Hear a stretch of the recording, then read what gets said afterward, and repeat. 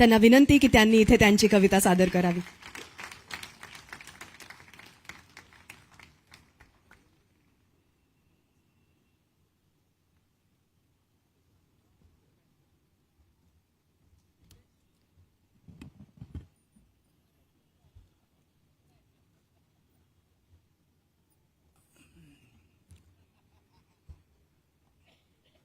नमस्कार.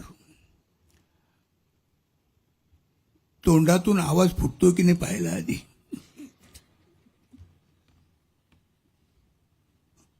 मराठी भाषेबद्दल मी काही वेगळं बोलायला पाहिजे असं मला वाटत नाही, कारण माझा जो सध्याचा बिझनेस आहे हा माझ्या मराठी भाषेवरच अवलंबून आहे. मराठी भाषेतले वेगवेगळे स्तर दाखवण्यामध्येच माझा सगळा वेळ जात असतो. आज मला इथं बोलवलं, मला राजसाहेबांचा फोन आला. ते आम्ही अभिजात भाषा दिन साजरा करतोय, तर त्यावेळेला तुम्हाला यायचं आहे. आणि हो म्हटलं काय ठीक आहे ना, कधी आहे, आता आहे. पण मग त्यात तुम्हाला कविता म्हणायची आहे. इथं मी पहिला हादरलो.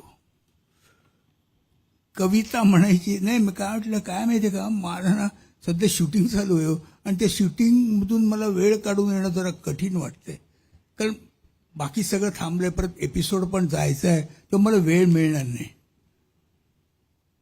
असं मी येऊन सांगू का, विचारू का त्यांना? नको.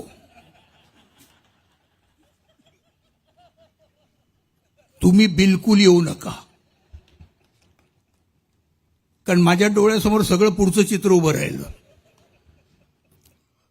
मला वाटतं तुमच्याही डोळ्यासमोर उभं राहिलं असेल. शेवटी मी कसं तरी त्यांना मनवलं, मला यायलाच पाहिजे होतो. राजसाहेबांनी बोलवलं म्हटलं, मी नाही म्हणलं शक्य होणारच नाही असं ना. आणि मी आलो. आता कविता म्हणणं हा खरं म्हणजे माझा धर्म नाहीये. आम्ही डायलॉग बोलतो. आता ते डायलॉग थोडे म्युझिकल होत असतील, पण त्याला कविता नाही म्हणता येणार. पण ते आम्ही करू शकतो, पण बाकी नाही करता येत दुसरं काही. पण तरी म्हटलं बघूया काय काय होतं, बघूया, पुढे जाऊया. तेव्हा मला एक कविता सापडली जी आपल्यापैकी बऱ्याच लोकांना फार जवळची वाटेल. अर्थात ती मलाही फार तशी जवळची वाटते. आपल्या हे आपण जे लोक बसलात त्याच्यातले एक सोडून किंवा दोन सोडून एक माणूस तरी तसा असेल असं मला वाटतं त्या कवितेमध्ये. तर मी तुम्हाला ती म्हणून दाखवतो. चुकेल, कधी कधी बोलताना फापलेल, फारसं मनावर घेऊ नका. मी बोलत राहीन, तुम्ही ऐकत राहा.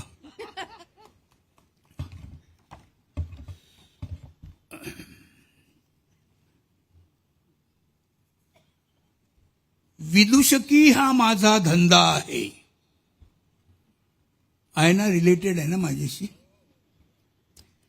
विदूषकी हा माझा धंदा आहे, रुपया अगदी चोख बंदा आहे. धंदा हा शब्द काही तुम्हाला रुचला नाही. तुम्हाला वाटलं असेल मला दुसरा काही सुचला नाही. व्यवसाय, हो व्यवसाय हाच शब्द तुम्हाला बरा वाटतो, प्रतिष्ठेच्या दृष्टीने खरा वाटतो. संस्कृत कपडे घातलेला सुसंस्कृत माणूस वाटतो. व्यवसाय इथे माझा निरूप आहे. माझं आणि संस्कृत मुळातच वाकडं होतं. देवाला घातलेलं मी ते साकडं होतं. संस्कृत या शब्दाचा उच्चारातच मी मुळात मार खायचो. नटबोल्ट स्क्रू यामधला स्क्रू सारखा संस्कृत मधला मी स्क्रू उच्चारायचो.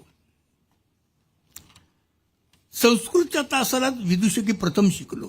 तेव्हापासून मी तेवढ्यावरच टिकलो. माफ करा, विदूषकी हा माझा धंदा आहे. रुपया अगदी चोख बंद आहे. शरीराची करू शकतो वेलांटी, अशी माझी वळणदार कोलांटी. फिदी फिदी हसतो मी, ठपकल मारून बसतो मी. पोळीसारखी माझी टोपी खातो, जागा असून चक्क गाढ झोपी जातो. डोक्यापेक्षा श्रेष्ठ मानतो मी तंगडी, सबबी सारखीच चालते ती अजून लंगडी. विदुषकी हा माझा धंदा आहे, रुपया अगदी चोख बंदा आहे.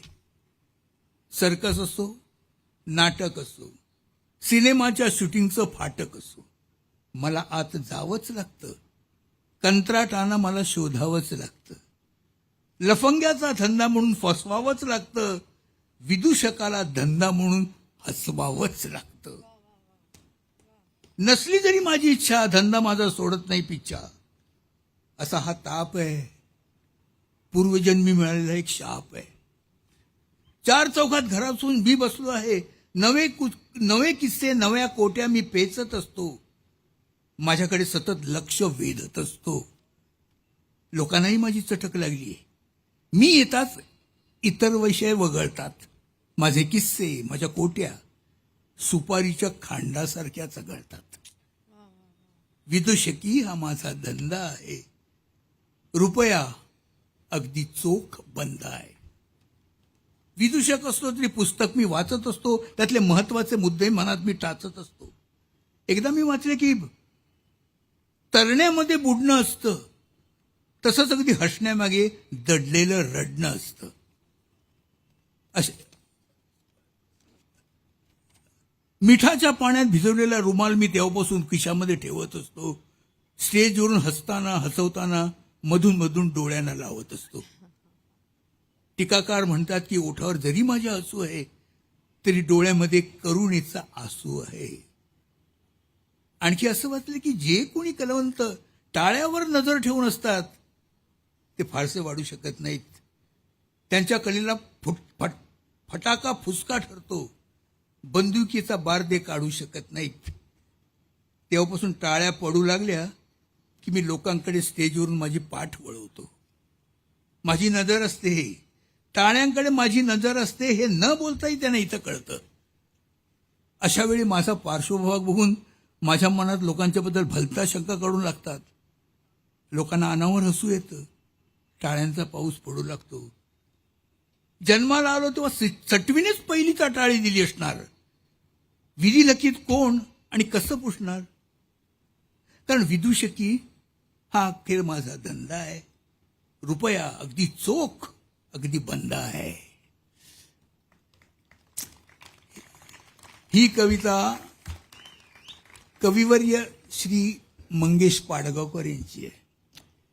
आणि मला ती कुठेतरी ती कविता वाचताना मी कुठेतरी आरशात मला बघितल्यासारखं वाटलं, म्हणून मी आज तुमच्यासमोर सादर केली. तुम्हाला आवडलेलं असं वाटतं. धन्यवाद.